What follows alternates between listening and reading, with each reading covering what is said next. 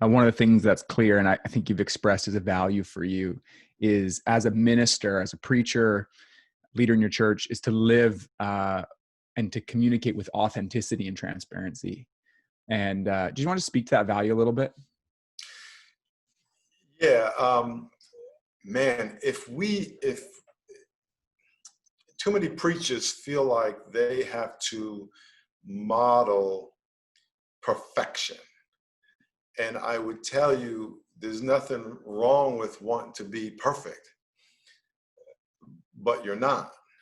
But what you need to model is authenticity, that you're real. And what that means, I had a guy who just got out of drug rehab, and he put it probably the best I could ever put it. He had just been in drug rehab, he came from a wealthy family, just silver spoon, and he got spoiled, went to drug rehab, and he was throwing his life away. But he got out of drug rehab, and he said to me, it was very insightful. He said, you know what I like about you? He says, you're just like us, except you're further down the road. And what he was saying was, you're like a regular guy, except you just happen to be, and especially for him, further down the road on this journey than I, and it's probably the best description of what a pastor should be.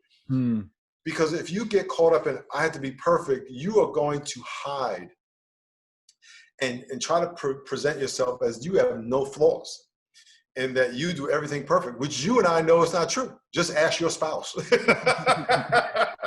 I mean, look at yourself in the mirror when you wake up. I can go on and on evidence, right?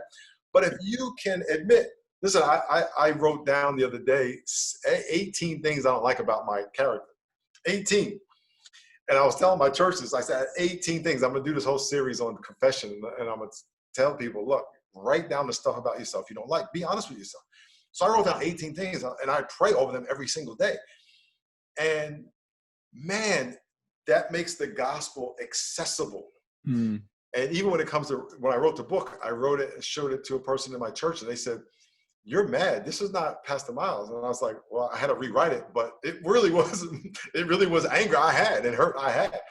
But I had to rewrite it because I don't want to come off angry, right?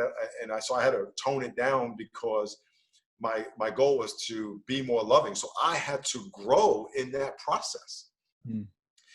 That's what is going to speak volumes to your people, is to be authentic and admit your faults. And no one's gonna leave your church because they found out you were human, but they will leave your church if they think you're phony.